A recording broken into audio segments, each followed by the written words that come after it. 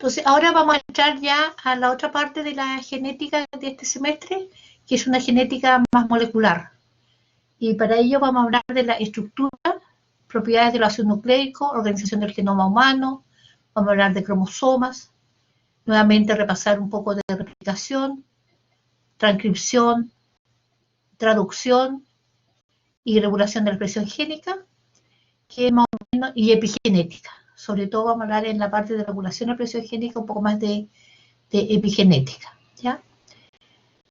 Y comenzamos entonces ahora con esta parte de la materia, que es estructura y propiedades de los ácidos nucleicos y organización del genoma humano.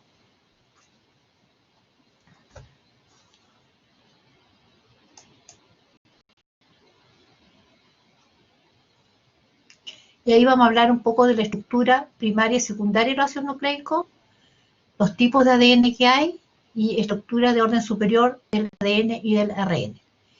Cuando se habla de estructura primaria y secundaria de los ácidos nucleicos, ¿a qué nos estamos refiriendo?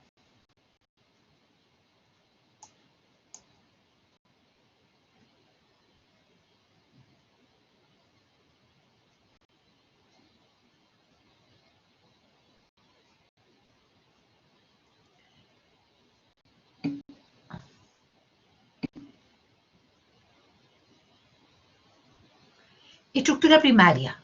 ¿Qué es lo que sería la estructura primaria?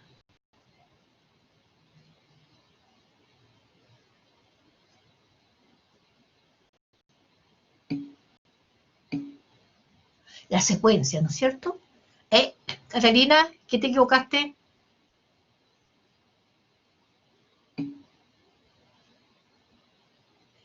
Secuencia de nucleótidos, ¿ya?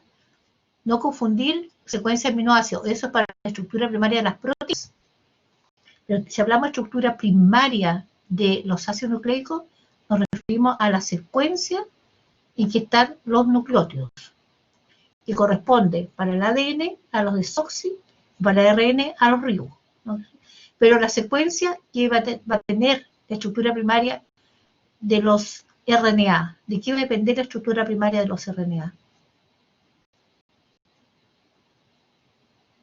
Corresponde a la secuencia nucleótido para los RNA también. Pero ¿de qué va a depender esa secuencia primaria en el caso de los RNA?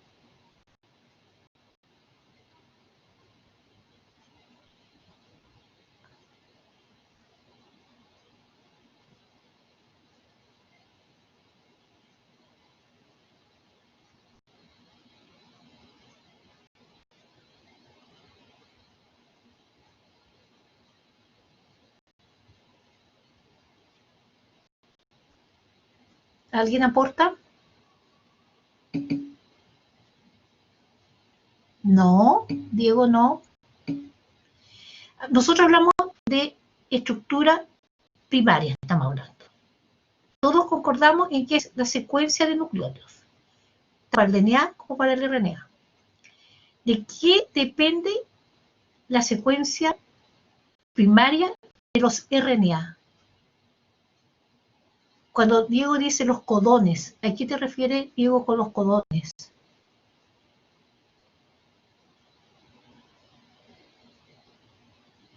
Pero con eso, Daniela, das a entender que los RNA, su secuencia va a depender de lo que quiera codificar. O sea, ahí, si es un mensajero, por supuesto, va a depender de los codones. Pero un RNA cualquiera, ¿de qué depende su secuencia primaria? Porque la secuencia primaria de un RNA es adenina, uracilo, citosina, guanina, uracilo, citosina, timina. ¿Por qué los RNA tienen su secuencia? ¿Quién marca que esos RNA tengan esa secuencia?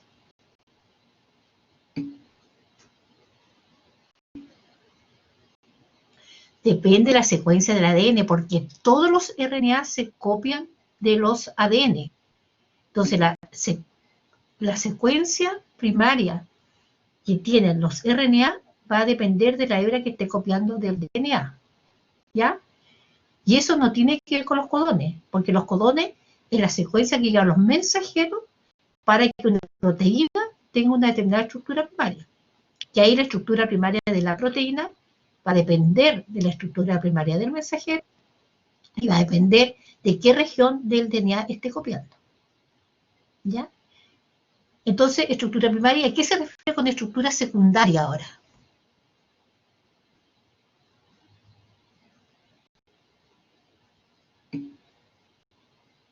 La doble hélice que puede estar más compactada, menos compactada, y en el caso de los RNA.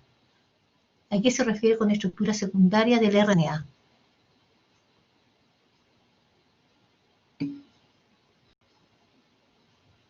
No, la modulación significa, ¿no es cierto?, que puede sacar ciertas regiones, ya que son los intrones, puede modificarse poliar, pero eso son las estructuras secundarias. ¿A qué se refiere?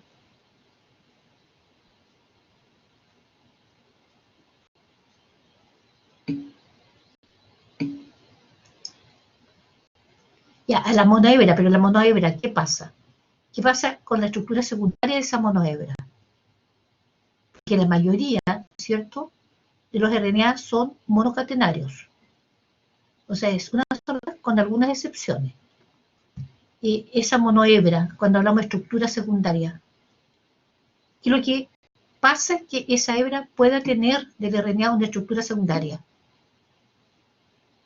en que haya, ¿no es cierto?, interacciones también por complementariedad de base y que tengan entonces un plegamiento interno por complementariedad de bases internas, ¿ya? No es que los RNA estén estiraditos, pueden estar bastante, también podríamos decir compactados, pero por complementariedad que se producen entre las bases, entre la misma cadena.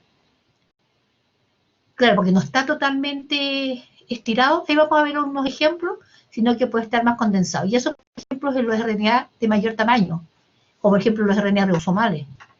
Los RNA ribosomales, algunos de tamaño un poco más grande, no están estiraditos en el ribosoma, sino que están un poco más condensados, un poco más contratados. ¿Pero por qué? No por otras proteínas que se unan a ellos, sino que por apareamiento interno entre las bases. ¿Ya? También vamos a ver los tipos de DNA que hay y la estructura de orden superior del ADN y el ARN.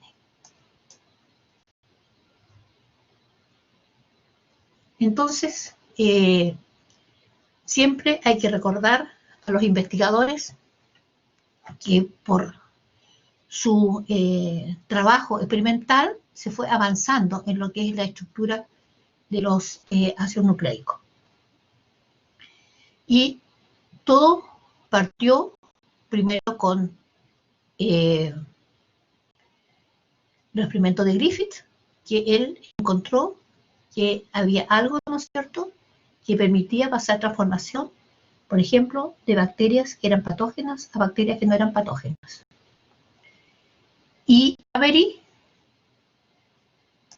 y colaboradores empezaron a investigar ese principio transformante que encontró Griffith por los años 28, y en el año 44 fue que él encontró que era el ADN el que tenía la capacidad entonces de poder, era esa molécula que tenía la capacidad de transformar estas bacterias que eran no patógenas en bacterias patógenas.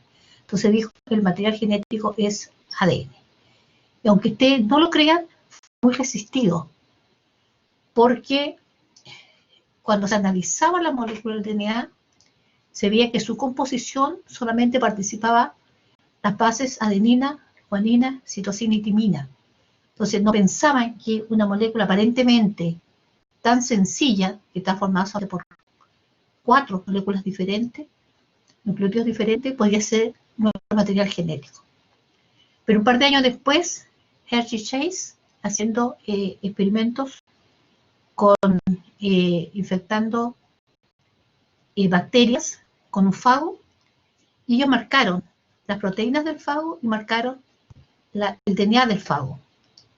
Y vieron que cuando ese fago infectaba a la bacteria, era el DNA el que entraba a la bacteria, y a partir de esa información se sintetizaban nuevos fagos en el interior de la bacteria. Y este fago no entraba completamente, sino que solamente inyectaba su ADN y todas las proteínas quedaban afuera. Entonces, eso ya confirmó lo investigado por Avery, que el DNA era material genético. Y con eso empezó Chargaff a analizar distintos DNA de distintas especies y de una misma especie de distintos tejidos de la especie, y él encontró que siempre adenina estaba en la misma cantidad que timina y guanina que citosina, en todos los DNA que él analizaba.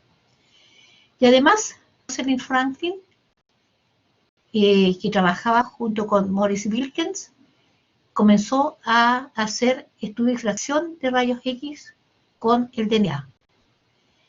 Y una de las fotos, que es la foto 51, que yo lo voy a mostrar más adelante, fue que dio los parámetros de cómo era esta molécula de DNA.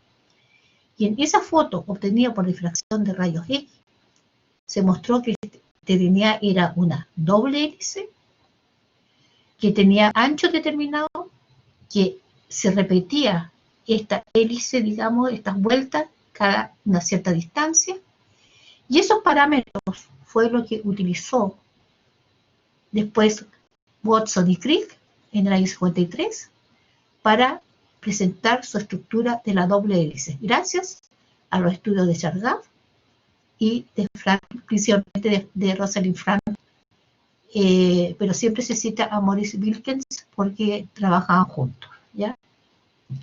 Y en ese tiempo, por los años 50, 51, 52, no se sabían que los rayos X eran peligrosos. Y Rosalind Franklin falleció joven, después de cáncer, por justamente trabajar sin protección, ¿ya? Posteriormente se mostró que los rayos X eran peligrosos y ya la gente se protege ahora cuando tienen que trabajar con este tipo de radiación. Y hoy en día se sabe que este ADN está formado por 3.200 millones de nucleótidos y todos sabemos, ¿no es cierto?, que son 4 tipos, en que la base es adenina, timina, citosina y guanina.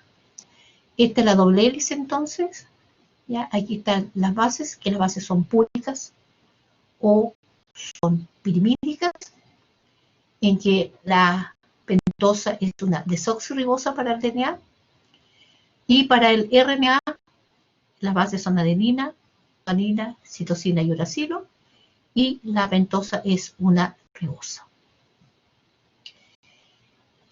El RNA, todos los RNA que nuestras células tienen, se copian de una parte de nuestro DNA.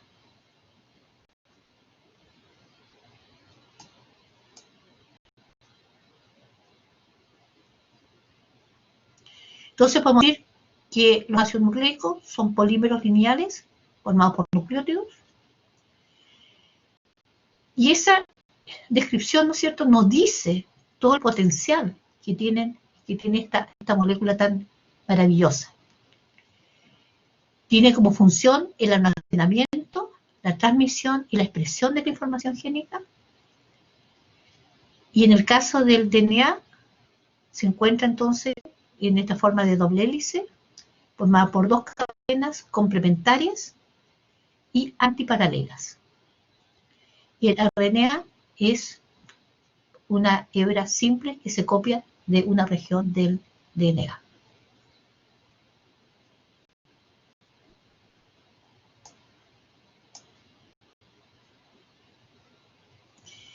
Y aquí, para recordar lo que es nucleótido y lo que es nucleósido. Porque generalmente cuando uno habla de nucleótido de adenina, guanina, ¿ya? No nos olvidemos que ese nucleótido está formado por la base nitrogenada, por el azúcar, la pentosa, que depende si es DNA o RNA, la ribo o la desoxirribo, y por fosfato. Y el fosfato puede ser monofosfato, difosfato o trifosfato, como aquí se presenta a la forma de trifosfato.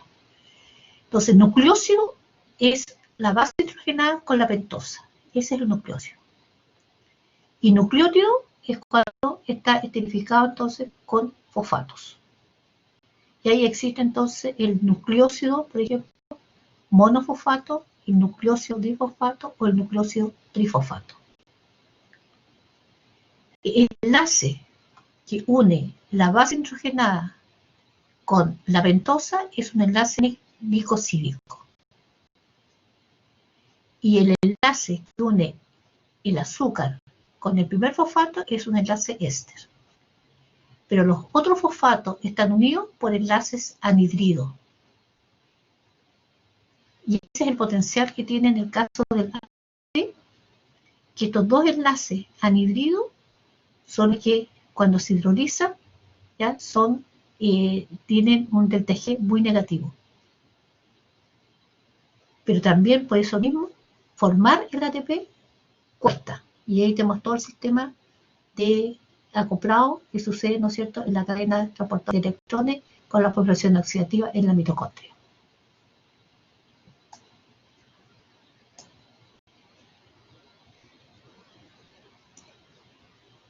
Aquí están entonces los nucleótidos, en que no nos olvidemos, los púricos son los que están formados, son los más complejos, podríamos decir, y los pirimídicos son los más sencillos. La timina, el uracilo y la citosina son pirimídicos y la adenina y la guanina son púricos. Y este es el grupo fosfato entonces. Por lo tanto, el ADN tiene una gran carga negativa por este oxígeno, ¿no es cierto? Porque acá es donde va a estar unido, aquí con una pentosa, ¿no es cierto? En este caso va a estar unido acá, que acá va a estar unido con la pentosa.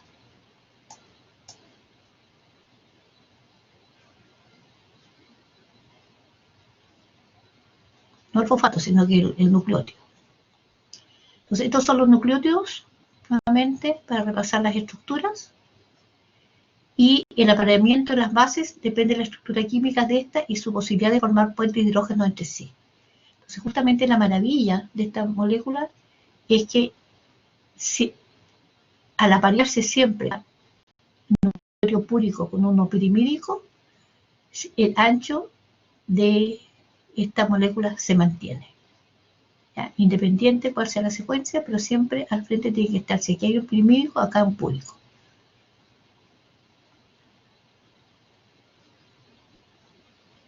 Y esto es lo que yo les decía, que este grupo fosfato, ¿cierto?, está interaccionando con este nucleótido de acá y también con este nucleótido de acá. Y eso es lo que se conoce como unión fosfodiéster.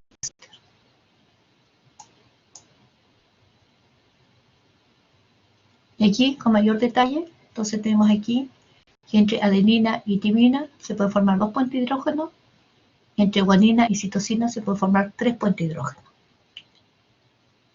Y las cadenas son antipolares, se va en el sentido 5' fosfato a 3' OH, y esta otra es al inverso, de 5' fosfato al extremo 3' OH. Y aquí está representado entonces esta cadena de doble hélice.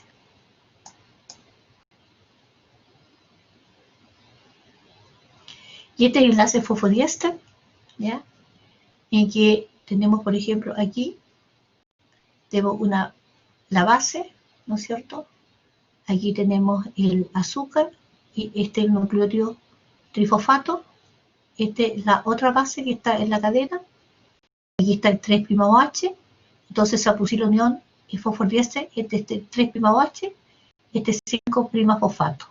Y se libera pirofosfato. Ese pirofosfato por pirofosfatasa se libera a 2-fosfato.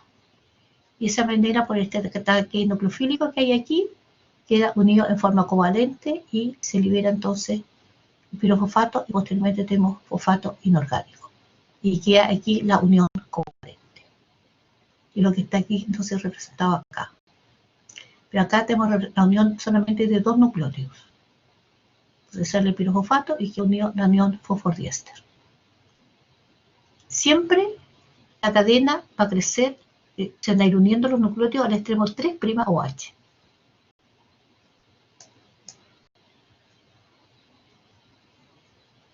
Y aquí entonces como se muestra, cómo va a ir creciendo, por ejemplo, una hebra. Para ello tiene que haber un DNA molde a lo que va a ir copiando, porque la unión no es al azar, sino que se van agregando dependiendo de la secuencia de la hebra que se va copiando. La cadena que va creciendo tiene que tener este 3' OH libre, de tal manera que el nucleótido que entra va a ser complementario a la hebra que está copiando.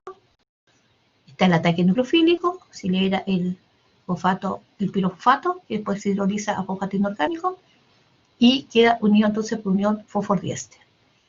Y nuevamente aquí se puede volver a unir otro nucleótido y de esa manera va creciendo. Por lo tanto, esto no es en forma espontánea, sino que esto es catalizado por enzimas.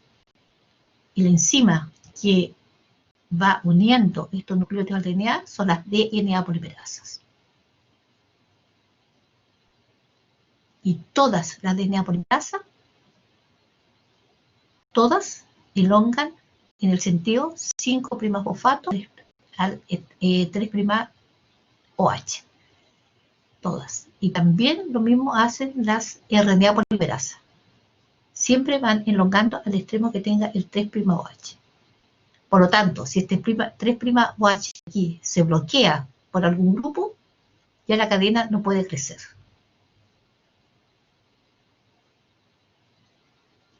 Si tienen alguna pregunta, me la colocan en el chat o también pueden abrir el micrófono. Todo claro hasta ahora, ¿no es cierto? Esto es como un repaso de lo que ustedes ya vimos. Ya sea conmigo o la iba pasado con la profesora Maritza. ¿Hay alguna pregunta?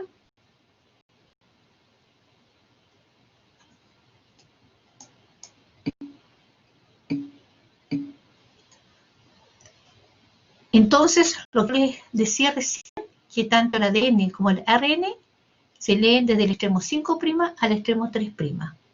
¿Hasta cuándo? Hasta cuando haya una parte que ellos pueden ir copiando. Si no está la parte molde, no hay más elongación. Y estos procesos son catalizados por enzima. Entonces, ahora, ¿cuál es la estructura del ADN?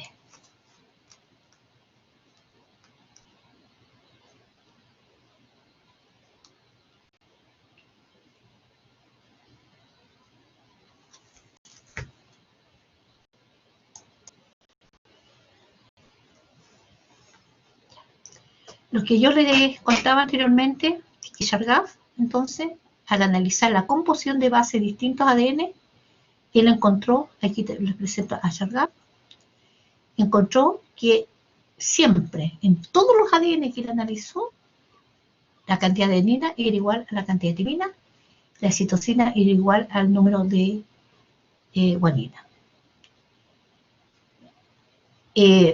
¿Cómo creen ustedes que hizo estos experimentos Chargaff? ¿Qué es lo que tuvo que hacer él para llegar a esta conclusión? ¿Cómo creen ustedes que hizo estos análisis? Tenía el ADN, ¿qué tuvo que hacer con ese ADN? Para poder analizar la composición. A grandes rasgos, no con los detalles. ¿Ya? A grandes rasgos, ¿qué le tuvo que hacer?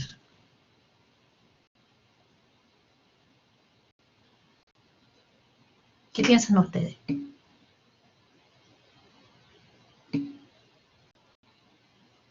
Ya, marcarlo, me dicen, abrir la hebra.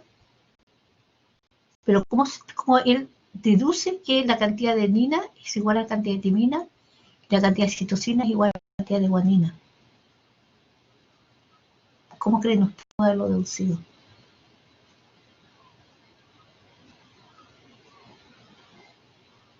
¿Qué tuvo que él hacer con el ADN para llegar a esa conclusión?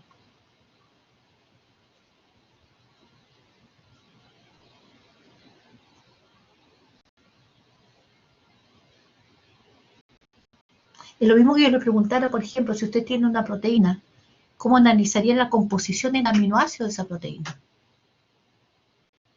Sin conocer el gen. Porque claro, uno conoce el gen, tiene la secuencia de la proteína, no puede saber la composición en porcentaje de los aminoácidos. Pero en esos tiempos no se tenía esa tecnología. ¿Cómo hay que hacerlo cuando uno quiere ver la composición, ya sea nucleótido de los ácidos nucleicos o la composición de aminoácidos de una proteína? No existía la técnica para amplificarlo.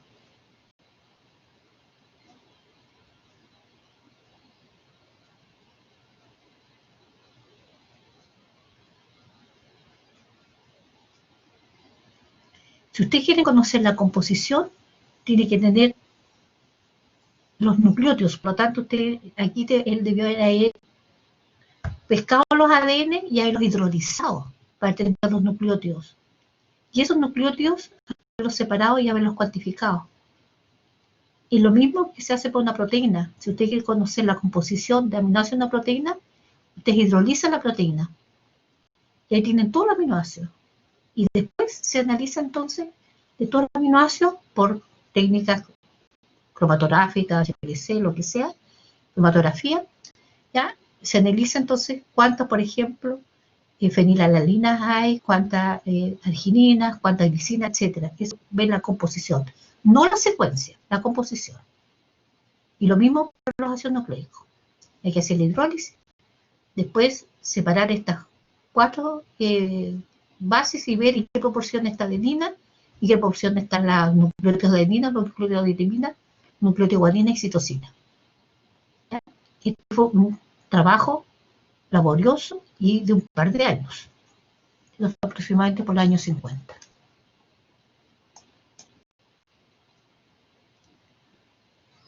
Y simultáneamente, entonces, se había logrado cristalizar la molécula de ADN y se hizo estudio de difracción de rayos X. Y esta es la foto 51. Y aquí yo no soy cristalógrafa, no sé cómo interpretar estos gráficos, pero sin embargo los que trabajan con difracción de rayos X, al ver esta característica, se puede sacar entonces los diámetros, la altura, si es una hélice, si no es una hélice, etcétera, todos los parámetros, y esos resultados fue que posteriormente Watson y Crick entonces los plasmó en esta molécula de ADN, en base a los trabajos experimentales de Chargaff y principalmente Rosalind Franklin.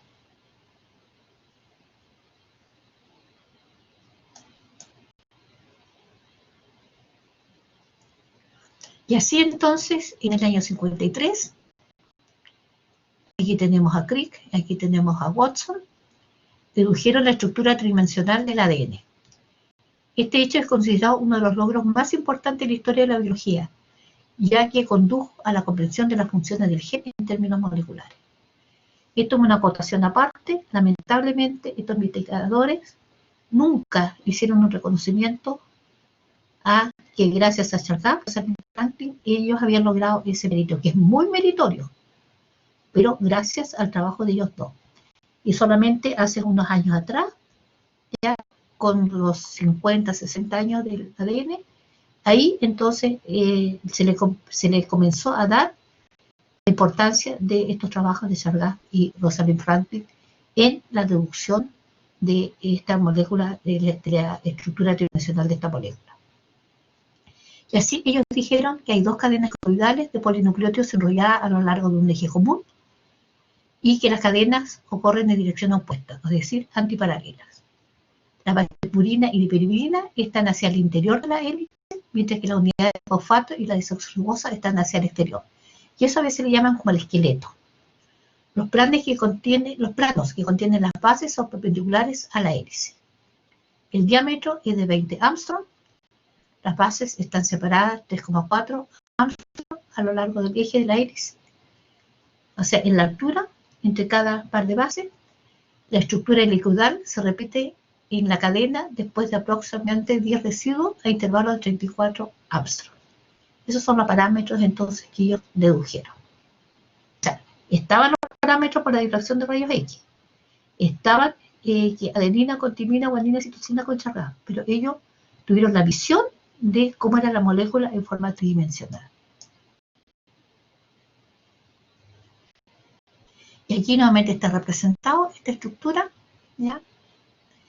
Y ¿cómo describimos nosotros estas uniones puente hidrógeno? ¿Son uniones fuertes o son uniones débiles?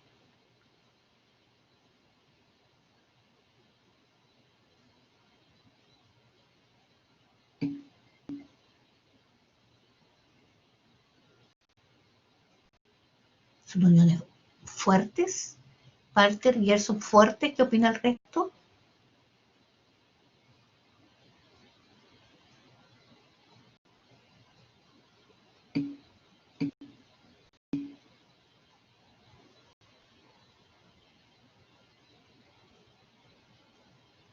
Ya.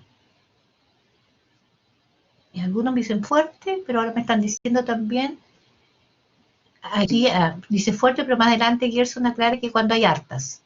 Daniela, son débiles, pero como son muchas se hacen fuertes. Diego dice que son débiles y sensibles a la temperatura. En general los puentes hidrógenos son uniones débiles. Pero, como ustedes dicen, que son tantas, eso le da estabilidad a que estas dos cadenas se mantengan unidas. Pero como dice Camilo, son también sensibles a que estos puentes de hidrógeno puedan ser rotos por la temperatura. Y es decir, si nosotros tenemos un DNA y lo vamos subiendo lentamente la temperatura, hay partes en que estos puentes de hidrógeno se van a ir rompiendo. ¿Cuáles serían las zonas del DNA que sería más fácil de que se vayan rompiendo los puentes de hidrógeno? ¿Se romperían a lo largo de todo o había ciertas zonas que se rompen preferencialmente? Las regiones más ricas en AT serían las que primero se desnaturalizan, ¿ya? Y las regiones más ricas en GC son las que necesitan nosotros más temperatura para que esos puentes de hidrógeno se rompan en esa región.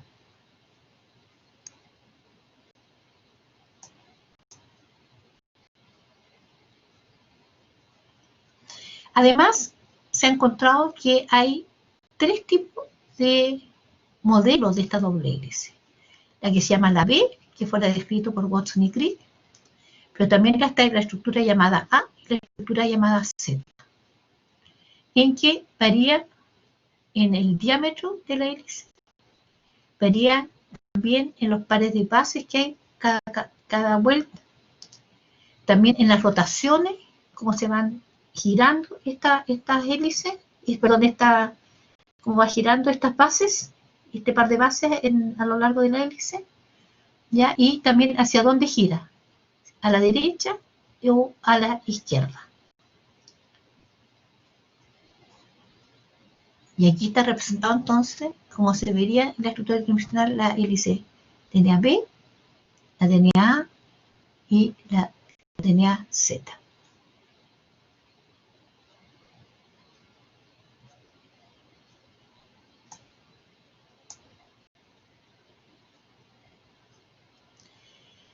Eso con respecto al DNA. Vamos a hablar un poquito del RNA.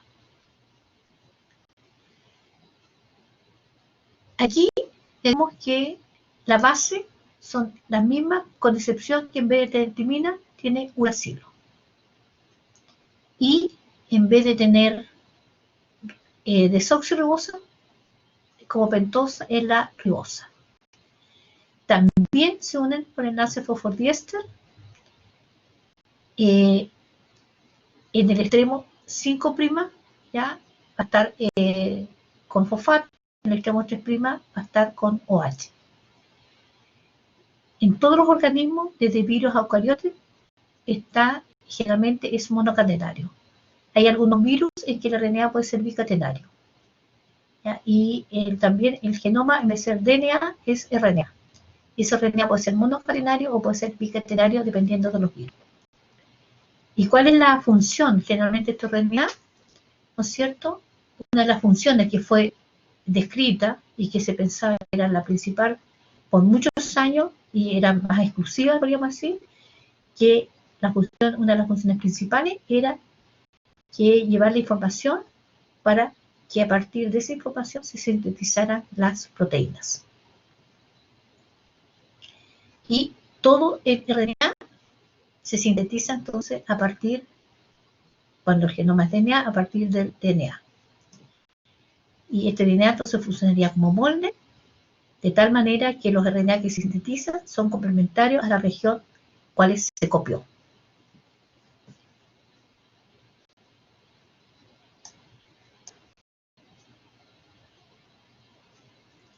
Y así tenemos los distintos RNA que se pueden sintetizar. Tenemos los mensajeros, que su rol es llevar la información para sintetizar las distintas proteínas que tienen las células. Tenemos los RNA ribosomales, que forman parte de la estructura de los ribosomas. La estructura de los ribosomas son el donde se va a ir a ubicar el mensajero para que se vaya a sintetizar la proteína. Tenemos los RNA de transferencia, que son los que se van a unir al aminoácido y van a llevar esos aminoácidos para que se vayan agregando dependiendo de la interacción codón-anticodón. Estos tres RNA, por lo tanto, de alguna manera participan en lo que es la síntesis de las proteínas.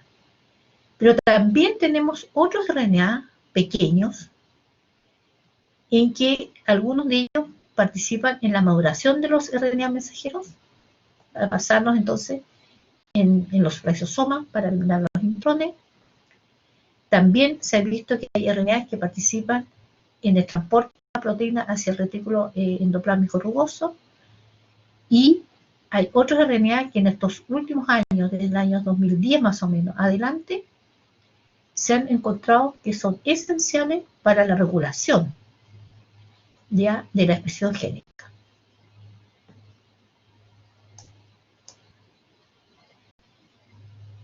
Y aquí tenemos la estructura de un RNA de transferencia, que como yo les decía, se podían formar ya apareamientos internos en la misma cadena con puente hidrógeno, y eso hace que esta molécula pueda tener una estructura secundaria, ¿ya? Que viene como un plegamiento de esta molécula que es monocatenaria. En el caso de los tRNA, todos los tRNA terminan en el extremo 3', la secuencia CCA. Esta secuencia está en el gen. ¿Qué saben ustedes de esa secuencia CCA? Porque aquí a esta adenosina, a la ribosa esta adenosina, es que se une, ¿no es cierto?, el aminoácido. ¿Qué saben ustedes de la secuencia CCA? Es una secuencia que está en el gen, o se agrega después que se sintetizan los tRNA. ¿Qué saben ustedes?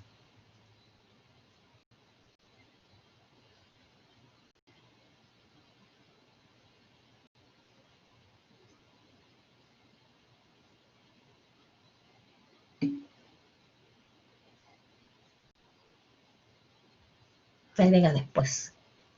Esa secuencia CCA no está en el gen, sino que hay una enzima que a estos tRNA le agrega esta secuencia CCA. Y aquí está el extremo 5'. Además, estos nucleótidos, muchos de ellos están modificados. ¿Ya?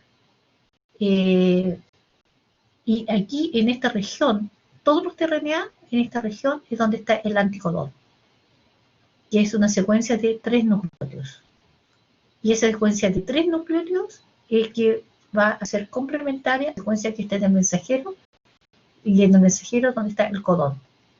Y depende de la interacción tRNA por este extremo anticodón con el codón en el RNA, es que va a ir ubicándose el aminoácido en la secuencia para dar una determinada proteína. Por lo tanto, adelantándome, todo es enzímico. Hay una enzima que va a agregar un aminoácido a este extremo. Si esa enzima que agrega este aminoácido en ese extremo se equivoca y agrega otro aminoácido que no corresponde, cuando uno ve el código genético, al codón que tiene el mensajero, se agrega ese aminoácido en una posición equivocada. Porque después que el aminoácido se une, el lugar que ese aminoácido va a ir a ocupar en la cadena polipeptídica va a depender nada más que de la interacción codón-anticodón. Por lo tanto, la enzima que une el aminoácido a el tRNA respectivo tiene que ser sin equivocación. Y esa enzima es la que le da la fidelidad a la traducción. Porque si este tRNA, por ejemplo, lleva un anticodón para arginina, y en vez de colocar aquí arginina, se equivoca y coloca otro aminoácido, como por ejemplo, puede colocar, por decir algo, valina, en vez de colocar arginina con interacción de codón-anticodón, va a colocar valina y no va a colocar arginina, que es lo que correspondía. Porque el lugar que ocupar el aminoácido de la proteína va a depender nada más que de la interacción codón-anticodón. Por eso es que la especificidad y la fidelidad en la traducción está dada por la enzima que va a unir el aminoácido al tRNA respectivo. Y esta sería la estructura secundaria. Y terciaria también, porque eso puede tener plegamiento. Y esto, por ejemplo, es un RNA ribosomal, que corresponde al 18S. También es un RNA de una hebra. Dice que aquí está un extremo y aquí está el otro extremo. Y aquí se habla de distintos dominios que hay, plegamientos, y forman distintos dominios. Y esto, a su vez, también puede tener un plegamiento mayor, porque nosotros tenemos que pensar que estos RNA están formando estos RNA ribosomas. ¿Qué más existen los ribosomas fuera de los RNA ribosomales? Los ribosomas están formados ¿por qué?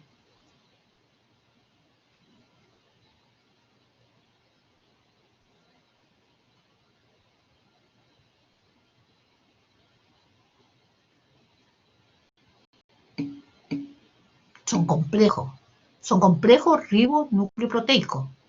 Participan distintas proteínas, ¿ya? Y distintos RNA.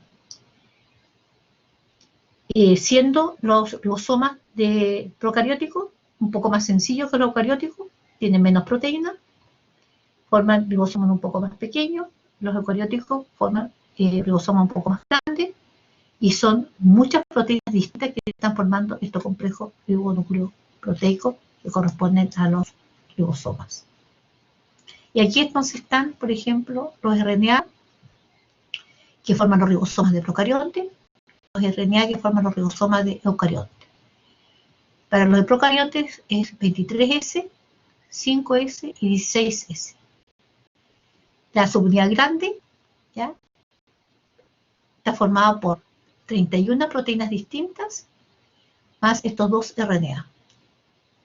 Y la subunidad pequeña del procarionte por 21 proteínas diferentes más este RNA 16S. Y eso entonces interacciona y ahí forma este complejo 70S. Si nosotros vemos que este es 50S y este es 30S, ¿por qué aquí es 70S y no es la suma? 50 más 30, 80. ¿Qué saben ustedes de eso?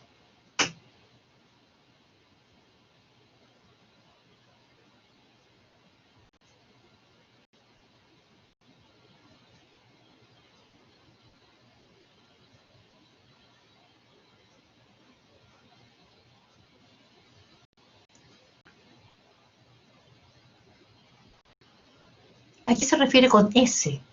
¿Por qué cuando no hablamos de tamaño, en el caso de los ribosomas hablamos 50S, 30S, 70S, el complejo? Cuando están las unidades unidas.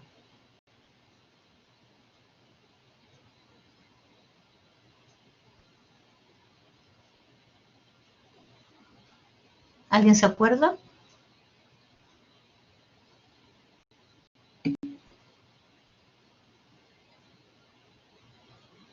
Bien, Matías. ¿Alguien? Matías no se acuerda. ¿Alguien más? Alguien más o menos tiene una referencia y eso dice densidad. Por ahí va. ¿De qué va a depender que sea este 50S y que este sea 30S? ¿Y por qué la suma no es 80 sino que es 70?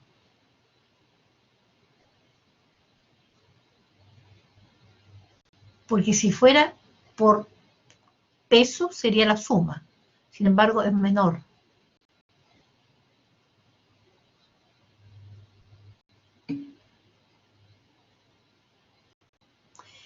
S es una medida de coeficiente de segmentación, cuando uno lo separa en gradiente de segmentación. Y ahí influye tanto la forma como el tamaño. Entonces, estas dos unidades tienen una determinada forma, un determinado tamaño, pero cuando interacciona, se producen cambios que hacen que no sea la sumatoria. Lo mismo pasa con los ribosomas de eucarionte. Los ribosomas de eucarionte son un poco más complejos. Esta 23 se transforma aquí en 28S, más grande. La de 16S se transforma en 18S y tiene dos RNA pequeños, uno de 5,8S y otro de 5S. En la subunidad grande.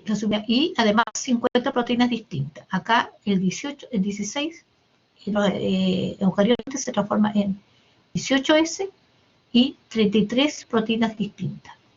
Acá eran 20. Se fija que son más grandes, tienen más proteínas. Los RNA también son diferentes en cuanto a tamaños también. La subunidad grande ahora es de 60S, porque es más compleja, acá de 40. Y la suma tampoco es 100, sino que es 80. Porque el interaccionar cambia, ¿ya no es cierto?, la forma y en cuanto al número de proteínas son las mismas, pero al cambiar la forma también hace que cambie el coeficiente de segmentación. Por eso que no es la suma.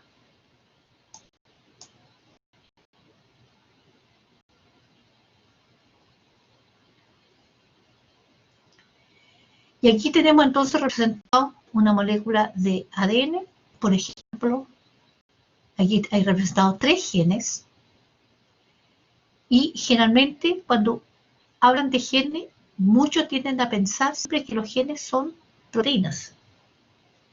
Y esta diapo la colocamos justamente para cuando habla de gen, puede ser una proteína, como en este caso, este gen, para que cuando se expresa, se va a copiar en un mensajero, que dependiendo si es de procarionte o eucarionte, sumado sea eucarionte, este mensajero va a ser procesado para darnos un mensajero maduro. Ese mensajero maduro entonces va a interaccionar con los ribosomas y nos va a dar una proteína, cuya secuencia, estructura primaria, va a depender de la secuencia que haya en el DNA, que como intermediario tenemos al mensajero. Pero también cuando hablamos de gen, puede ser que codifican para RNA regulatorios. Y cuando hablamos de gen, también puede ser un gen que codifica por una RNA de transferencia. O otro gen puede codificar para uno de los RNA ribosomales. Entonces, cuando uno habla de gen, la mayoría de las personas tienden a pensar gen-proteína. No, gen puede ser RNA. Y en este caso, por supuesto que este gen, este RNA, participa en la maquinaria para sintetizar proteínas, por ser RNA de referencia. Pero este otro gen regulatorio no tiene nada que ver directamente con la síntesis de proteínas. Pero sí puede estar, tiene que ver a lo mejor si ese gen se expresa o no se expresa. ¿Ya?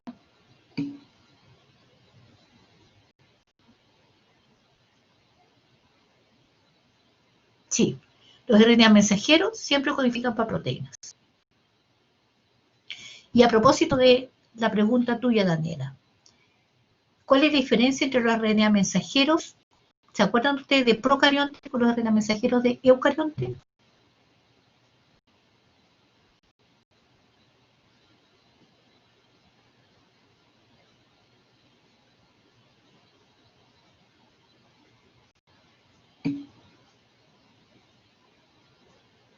¿A qué te refiero con los extremos, Camilo?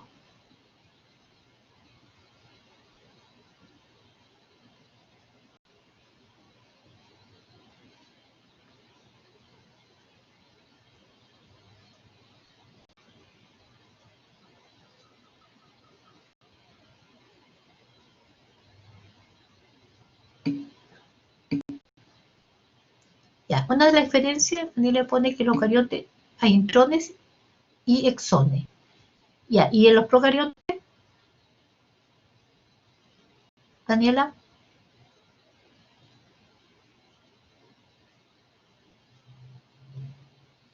¿Está bien, Daniela, lo que pusiste? Pero tienes que colocar al tiro qué pasa con los procariontes.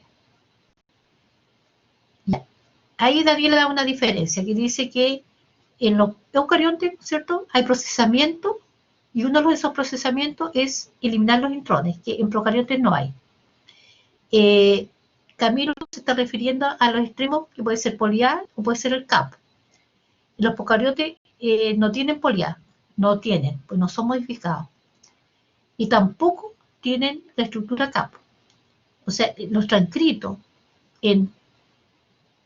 para mensajeros en procarionte no son procesados, sino que se van transcribiendo y como no está la membrana nuclear, inmediatamente están siendo traducidos. ¿Y cuál otra gran diferencia hay entre procarionte y eucarionte con respecto a los transcritos? ¿Está claro? Que en procarionte no hay modificaciones, escribes y se sintetizan al mismo tiempo. No se modifican los extremos y no se eliminan intrones porque no hay intrones. En eucarionte sí. ¿Y cuál otra gran diferencia hay con los mensajeros de procarionte y eucarionte?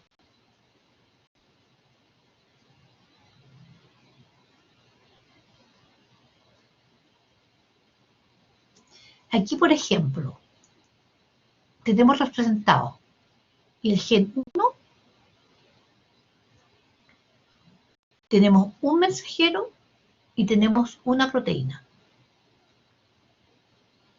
¿Qué pasa con respecto a esto que yo dije recién en procarionte?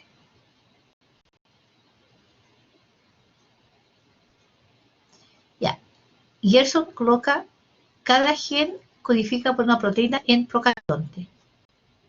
Sí, cada gen codifica por una proteína eucarionte, correcto. Y en eucarionte. En otras palabras, podemos decir, Gerson, entonces, que la proteína es colineal con el gen, o el gen colineal con la proteína, ¿cierto? La secuencia que está en el gen va a estar en la proteína. ¿Qué pasa en eucarionte? Con respecto a lo que tú dijiste.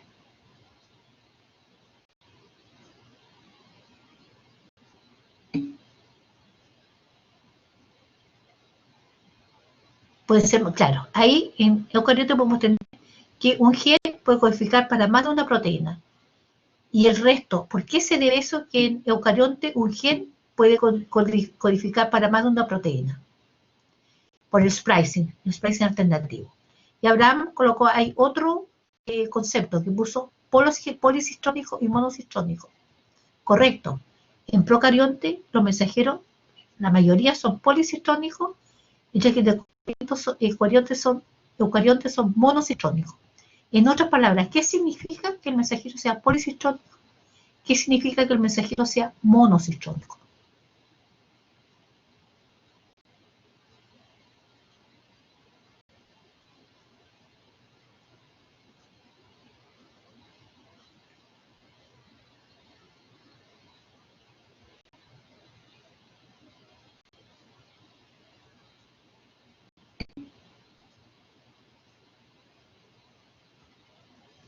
Monocistrónico, que la información codifica para una cadena de qué? Para varias cadenas de qué? Polipeptídicas. Es decir, en eucariontes, ¿no es cierto? Si este es el gen, nos va a dar un transcrito primario, pero por proceso de maduración nos va a dar un mensajero, uno maduro. Y por procesamiento diferente nos puede dar un mensajero maduro 2, pero cada mensajero va a dar información para una cadena polipeptídica. Eso significa monocitrónico. Mientras que en procarionte, si aquí hay otro gen cercano, al transcribirse, lleva la información de los dos genes, por ejemplo, y ese mensajero es policitrónico, porque lleva la información para el gen 1 y lleve la información para el gen 2, que va a estar al lado. ¿Ya? Entonces, esas son las grandes diferencias, podríamos decir, con respecto a procarionte y eucarionte. Bueno, y acá tenemos entonces que cuando nosotros, resumiendo, hablamos de genes, sí, genes codifican para proteínas, pero genes también pueden codificar para RNA, que pueden tener distintas funciones, dependiendo de los RNA. Y ahora vamos a hablar un poco de la organización del genoma humano.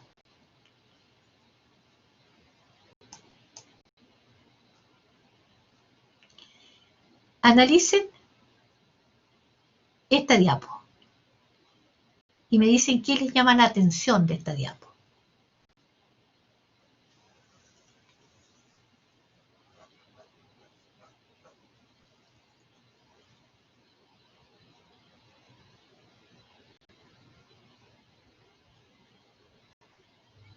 Genoma humano, en primer lugar. Cuando hablamos de genoma humano, por lo tanto,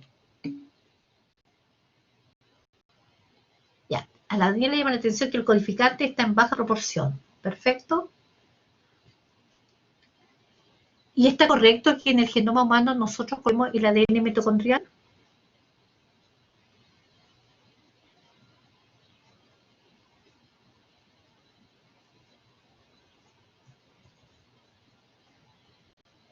O cuando hablamos de genoma humano, ¿es nada más que el nuclear?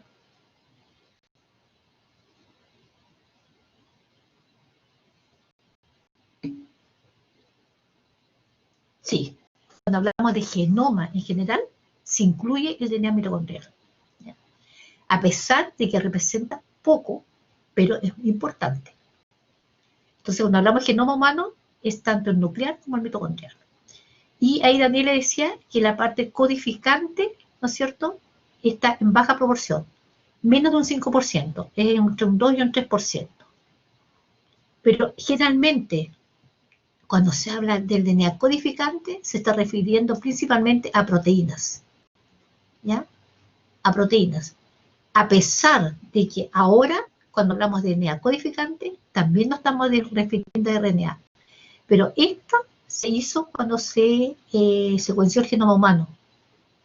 Y cuando se secuenció el genoma humano, se hablaba de DNA codificante refiriéndose a proteínas. Y a los RNA ribosomales, por ejemplo, estaba acá, incluido acá, porque está en varias copias repetitivas y se le llamó como extragénico, lo cual hoy día muchos no están de acuerdo, y entre ellos yo no estoy de acuerdo, porque sea extragénico, porque también tiene genes. Pero estos genes que tiene son para RNA. Pero en general, cuando se habla de codificante que tiene un 2 o 3%, se refiere principalmente a proteínas. Hoy en día, cuando hablamos de DNA codificante, se incluye el RNA y ahí puede aumentar un poco más este porcentaje, de 2 a 3 por estos RNA ahora, que se ha encontrado que están representados en toda la parte del RNA que se llama no codificante. Pero también en el RNA codificante, aquí se llama principalmente a los intrones, que están dentro del gen, ¿cierto? Están los intrones, pero como los intrones no llevan información, se coloca como DNA no codificante. Fragmentos de genes que dentro de la evolución quedan muchos genes que están ahí, pero no van a ser transcritos ni traducidos. Y también pseudogenes que se parecen a los genes, pero que en la evolución ahí permanecieron. Y algunos de estos pueden ser algunos genes incluso virales, ya que fueron integrados y quedaron. ¿Y a qué se le llamó el DNA extragénico? A genes que estaban con bajas repeticiones o copia única,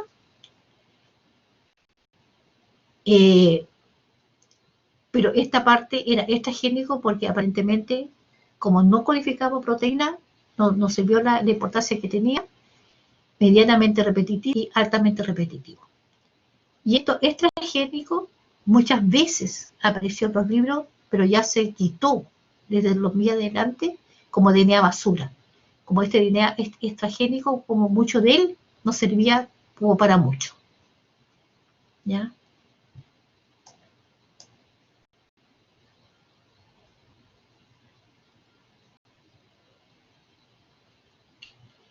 Entonces, ¿cuáles son el resumen de las características generales del genoma humano? Aquí estamos hablando del nuclearse. Solo un pequeño porcentaje codifica para proteínas o RNA estructurales y catálogos. Gran parte del genoma está formado por elementos tipo lines, cines y tramposones. Después vamos a hablar de lo que son los lines y los cines. Adelante. Los genes son grandes y discontinuos. ¿Por qué? Porque están interrumpidos por los intrones. Existe una proporción importante del genoma que es responsable del control de la expresión del ADN codificante y que determina el tiempo, espacio y magnitud de la expresión. Y generalmente, esa proporción importante del genoma que hoy en día se sabe que es responsable del control de la expresión del DNA codificante está en la región no codificante. El genoma no es compacto y es altamente desordenado. ¿A qué se refiere con que el genoma no es compacto? Comparado con otro genoma que sea compacto. ¿Y ustedes me podrían dar un ejemplo de un genoma que es compacto?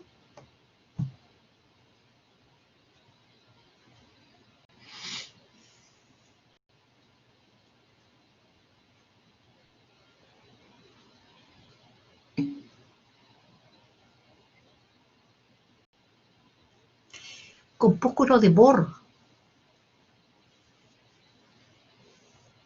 ¿Cuál es el compúsculo de Bohr, Matías?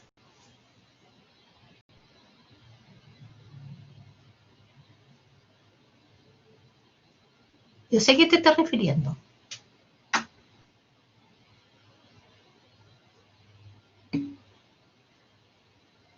¿Ya? ¿Pero se llama Bohr?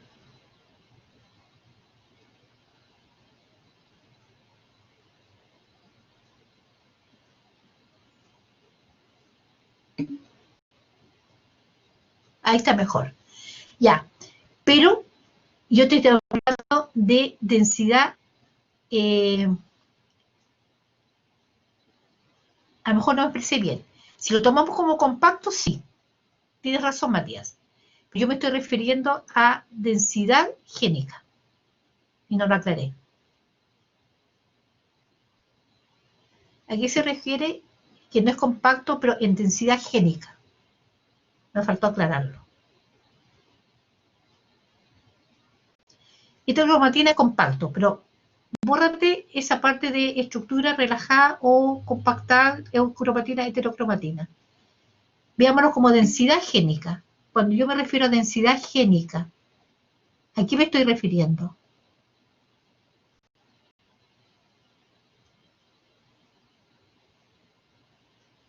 Ahí voy a corregir eso cuando suba este PPT.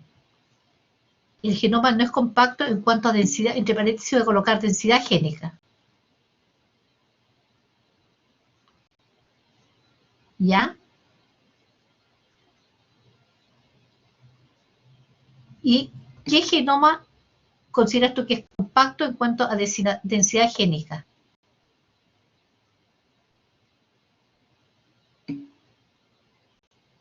Perfecto. Por ejemplo, en procariontes, como también puede haber separaciones entre los genes, pero no tienen intrones y no tienen tanta otra información que aparentemente no se está ocupando, el DNA de los procariontes tiene una densidad génica mayor y también tiene el DNA mitocondrial. ¿Ya? En cambio, el DNA nuclear tiene una densidad génica menor. A ese se refiere que sea menos compacto, pero en cuanto a densidad génica, porque tiene mucho espacio intergénico, tiene muchos intrones, nosotros sumamos todos los intrones, es mucho más que si sumamos todos los exones, y también tenemos todos estos pseudogenes, etcétera, etcétera. Entonces, como densidad génica, el genoma no es compacto. Y es altamente desordenado, porque algunos genes por aquí, otros genes por allá, a eso se refiere, ¿ya? Es una característica del genoma nuclear.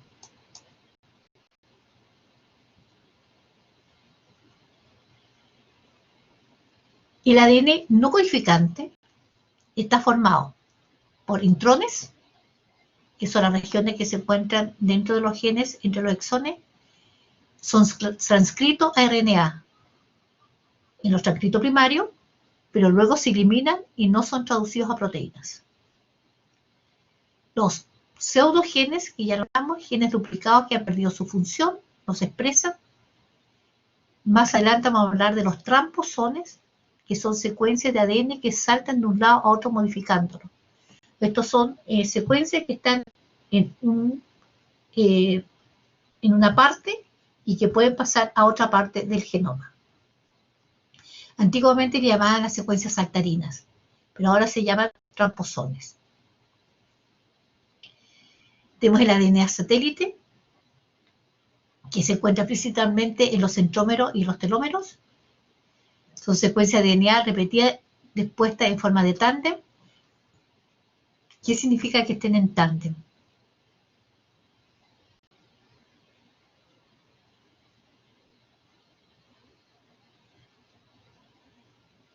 ¿Qué significa que las secuencias estén en tándem?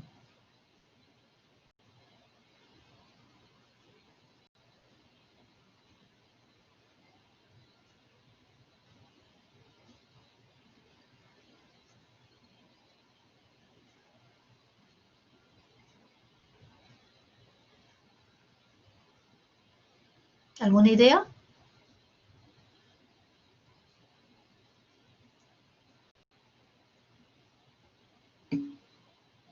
Una al lado de la otra. Eso significa en tándem. Entonces, son secuencias repetidas que están una al lado de la otra. Entonces, eso se llama estar en tándem. Además, está entre ADN no codificante, está el ADN espaciador entre genes, que a veces son pequeños, a veces son distancias grandes. ADN y secuencias reguladoras, que controlan los procesos de transcripción de un gen que se encuentra próximo, pero ellos mismos no están codificando algo, sino que están regulándose esa secuencia. Y está todo el RNA codificante, que son moléculas de RNA funcional, que no se traducen en proteínas. Y ahí, por ejemplo, está los RNA ribosómicos, los RNA de transferencia y otros RNA, ¿no es cierto?, que van a dar, vamos a ver más adelante, a los RNA que se llaman largos no codificantes y RNA cortos no codificantes, que están cumpliendo estos roles regulatorios.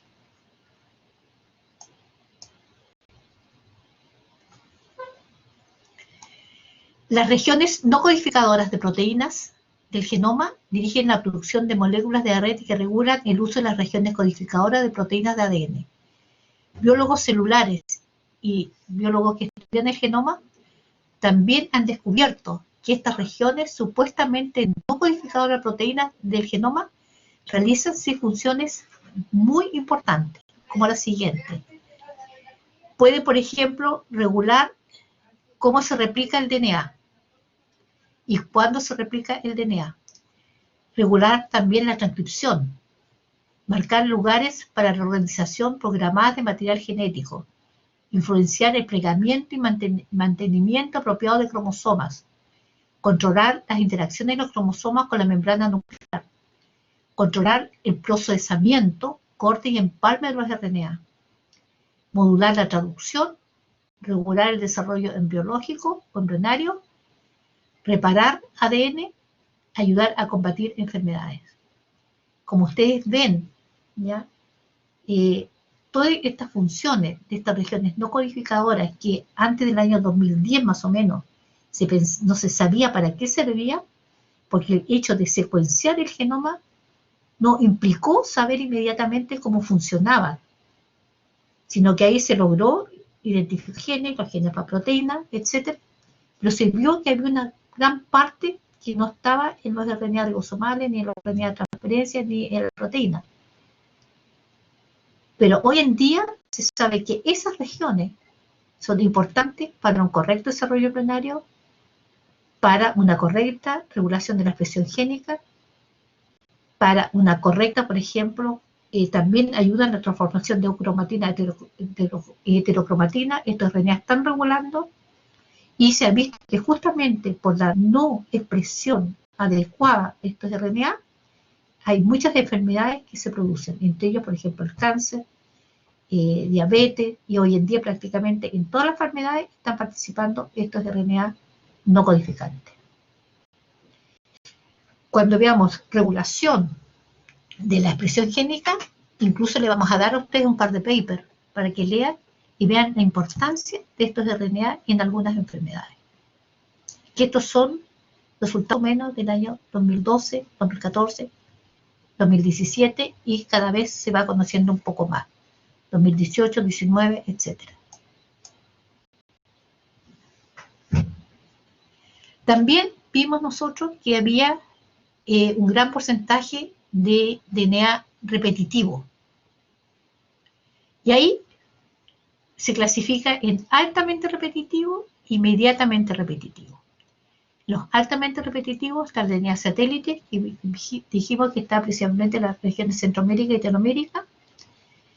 Y en los medianamente repetitivos tenemos repeticiones en tándem, una al lado de la otra, como por ejemplo tenemos los microsatélites, que son repeticiones cortas, porque están una al lado de la otra, los mini satélites, que son un poco más largas, las secuencias que están repetidas, una al lado de la otra, y que están dispersas en todo el genoma, y también tenemos genes de copia múltiples, como por ejemplo los genes para los RNA ribosomales.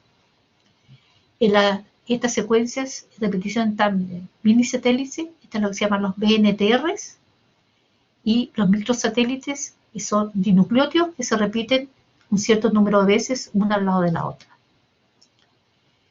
Estas secuencias BNTR y tanto las mini satélites primero y posteriormente las microsatélites son las secuencias que se utilizan hoy en día para identificar personas. ¿Ya? Y eso lo vamos a ver cuando veamos nosotros la parte de DNA forense.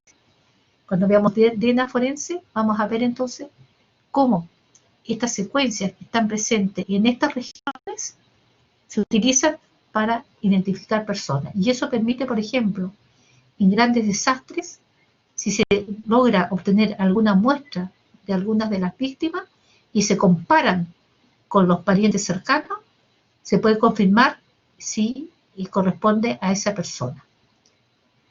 Y además ha permitido ingresar la genética molecular a la parte de derecho procesal, porque se utiliza esta identificación para indicar si una persona es culpable o es inocente en algún crimen o en algún hecho delictual. Son estas regiones que están en esta zona. También tenemos en estos medianamente repetitivos, por ejemplo, estos retrotransposones dispersos, que son estas secuencias que pueden pasar de un lugar a otro, y ahí se abrevian en las secuencias Cines, que vienen de short, y las secuencias Lines, que vienen de long. Son secuencias entonces más cortas o más largas, que están, digamos, medianamente repetitivas, y que algunas de ellas son secuencias saltarines que pertenecen a estos transposones. Entre las secuencias Cines están las secuencias ALU, que se denominan ALU, que son características en el hombre y en el mono, en el gorila, también tiene estas secuencias ALU. Tenemos las secuencias Lines, que se abrevian como L1, L2, L3, etc.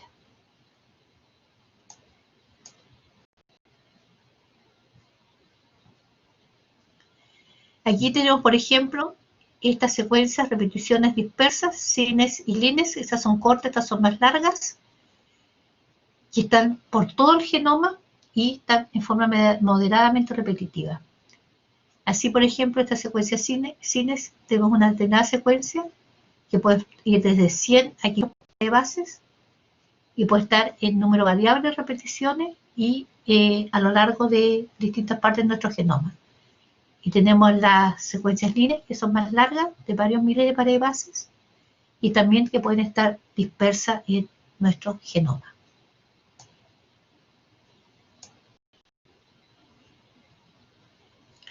Aquí, por ejemplo, comparamos dos genes de clase de genes de histona, tanto en moscas de la fruta como en el erizo de mar.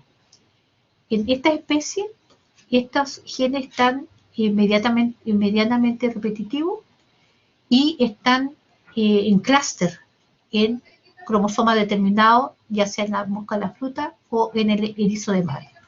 Por ejemplo, el clúster en el caso de la mosca de la fruta corresponde en el orden que está aquí: H1, H3, H4, H2A, H2B. H1, H3, H4, H2A, H2B, etcétera, y esto está repetido varias, moderadamente repetitivo. En el caso del erizo también están representadas las 5 histonas, pero en otro orden. Aquí tenemos, si partimos de la H1, por ejemplo, tenemos aquí H1, ahora H2A, H3, H2B, H4, H1 otra vez, etcétera, ¿ya? Entonces, ¿por qué creen ustedes que es importante que estos genes de histonas existan varias copias moderadamente repetitivas de estos genes de histonas y no exista solamente un gen H1, un H2A, un H2B, un H3, un H4? ¿Por qué creen ustedes que es importante?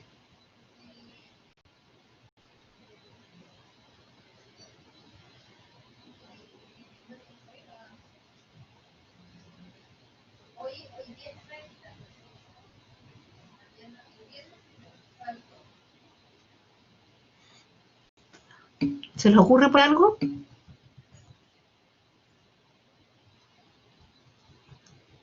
Un poco más lejos tienen que ir.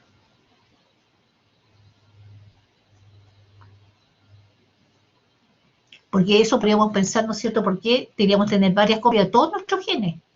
Y la mayoría de nuestros genes para proteínas no están repetidos.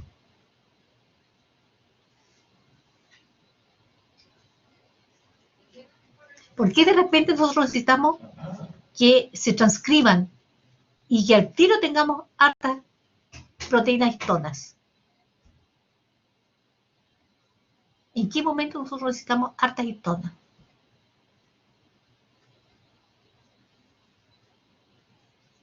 Que si existiera una sola copia, no sería suficiente para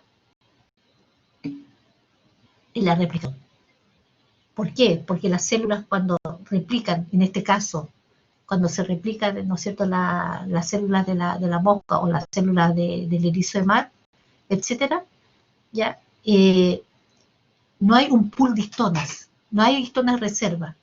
Y como se está duplicando todo el material genético, nosotros necesitamos que todo ese material genético que esté siendo replicado pueda nuevamente estar a la estructura de tipo cromatina. Entonces necesitamos hartas histonas. ¿Ya?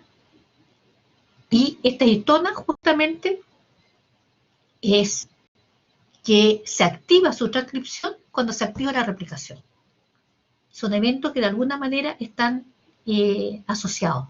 Se activa la replicación y se activa la transcripción de los genes de histonas. Se sintetizan histonas al citoplasma y son llevadas al núcleo. Clúster significa un grupo de genes, ¿ya?, que están, y en este caso estos clústeres están uno al lado del otro. En este caso el clúster tiene a los 5 tipos de histonas: H1, H2A, H2B, H3 y H4.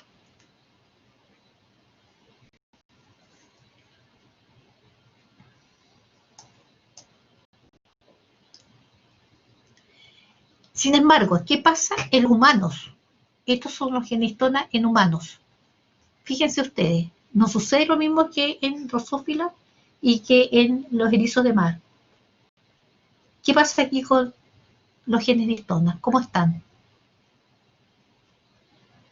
Así de forma rápida, mirando. ¿Qué dirían ustedes inmediatamente cómo están estos genes de histonas?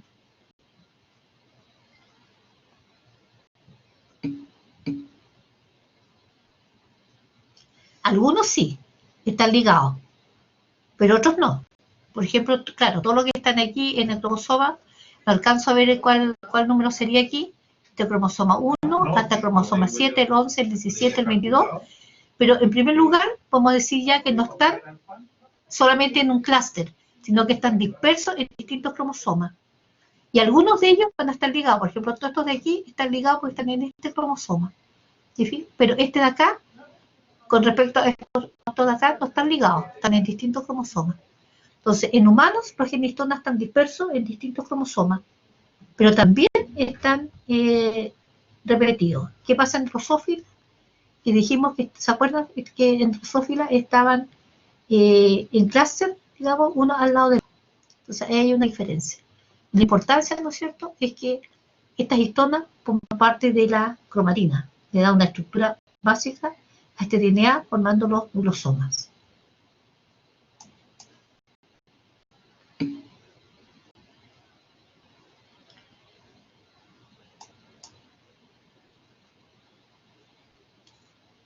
Aquí, por ejemplo, podría haber H1, H2A, H2B, H3, H4. Esto podría ser un pequeño, digamos, clúster que estaríamos aquí nuevamente, pero se fijan que no tan repetidos como en los otros, pero sí se expresan activamente. Y acá tenemos H2A, tenemos H2A, tenemos H3, tenemos H1, H2A, H3, H4, H2B, H3, H4. ¿Se fijan? Ya no están formando estos clústeres como tal que lo vemos nosotros en el rizomar y en Drosophila. Drosophila, esto está repetido uno al lado del otro.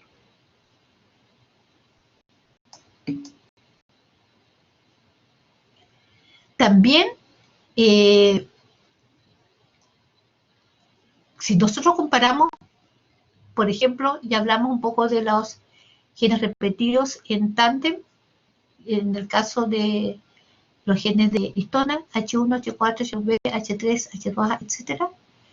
Esto va a estar repetido, dice 10 a 40 repeticiones, y si nosotros los comparamos con también que están repetidos, son los RNA ribosomales. Y los RNA ribosomales tienen una característica. Aquí, por ejemplo, está el 18S, el 5,8S y el 28S. Después viene otra vez 18S, 5,8S y 28S. Y esto está repetido más o menos 50 veces. Pero fíjense que aquí la diferencia entre estos genes de histona con estos genes ribosomales es que aquí cada histona sintetiza un mensajero. Acá, estos no son mensajeros, porque no va a dar proteína, estos son transcritos. Acá se transcribe un transcrito que lleva todos los copias del DNA ribosomal a R. Entonces aquí estaría el 28S, el 5,8S y el 18, el 5,8 y el 28. Por lo tanto, este transcrito primario, ¿qué le tiene que pasar posteriormente para dar los RNA? Tiene que ser procesado. Tiene que ser cortado, ¿ya?, para dar los RNA individuales. ¿Se fijan?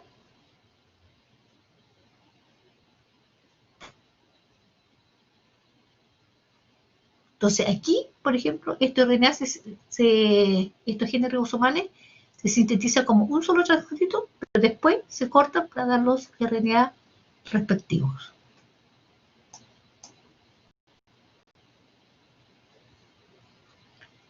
Y ahora vamos a hablar un poco de la organización de los genes en un cromosoma humano. Y ahí, ¿no es cierto?, esto ya lo hemos visto, para recordarle que un gen, en este caso un gen para una determinada proteína, cuando recién se transcribe, porque antes del gen hay una región promotora que va a permitir que se copie toda la información, y al copiarse toda la información se van a copiar tanto los exones como los intrones. Y posteriormente en el núcleo van a ser procesados este transcrito primario a una serie de intermediarios hasta que nos dé el mensajero maduro, el cual va a tener solamente los exones unidos. Y aquí, entonces, a partir de este transcrito primario en la mayoría de los genes, se puede procesar para darnos distintos RNA mensajeros dependiendo del splicing alternativo. Este podría ser mensajero 1, podríamos tener un mensajero 2, que solamente tenga el exón 1, el 3 y el 4, el 5. Puede haber otro mensajero 2 que tenga el 1, el 2 y el 4, etc. Entonces, a partir de este transcrito primario, se puede sintetizar distintos mensajeros maduros. Pero cada mensajero maduro nos va a dar una proteína. ¿Está claro eso? Y por eso se dice que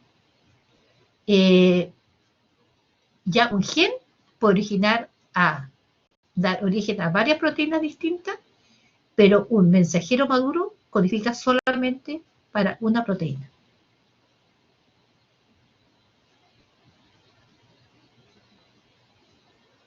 ¿Está claro lo que dije recién? Ya, ahí tienen que tener cuidado.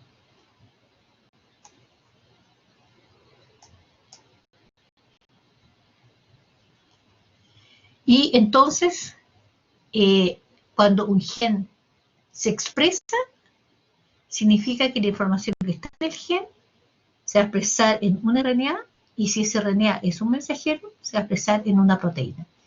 Y eso es entonces la parte cuando habla de expresión génica, involucra transcripción, involucra traducción.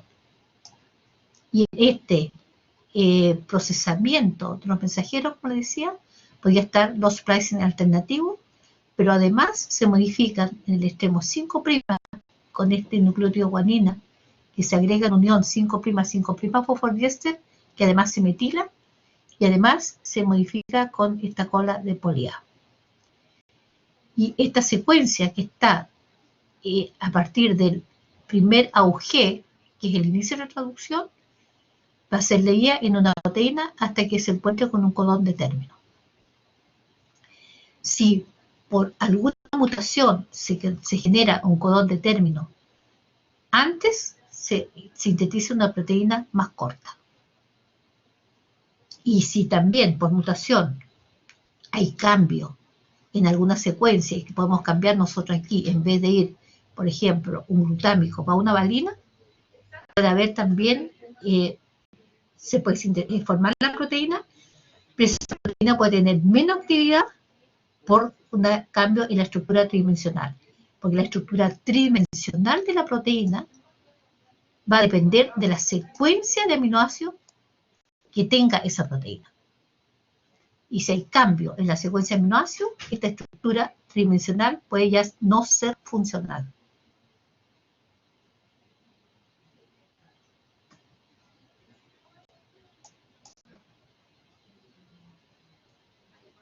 Y aquí entonces tenemos, por ejemplo, la organización relacionada en que se compara el cromosoma 22, que es uno de los cromosomas más pequeños.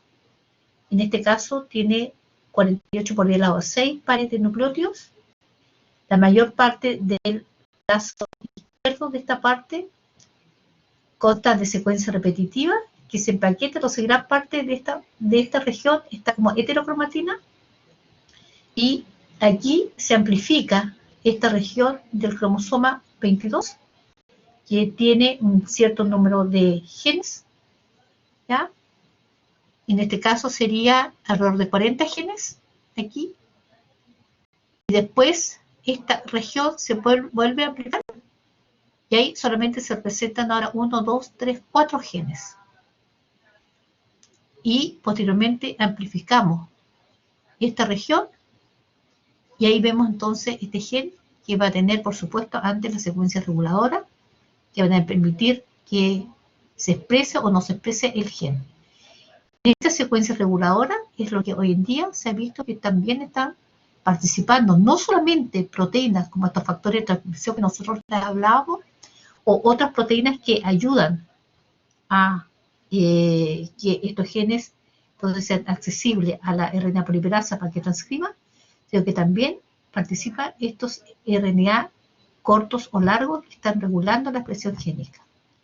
También están regulando la formación de heterocromatina. También están regulando que aunque se sintetice un mensajero, ese mensajero se traduzca o no se traduzca. Todos esos procesos están regulando parte de estos RNA no codificantes largos y cortos.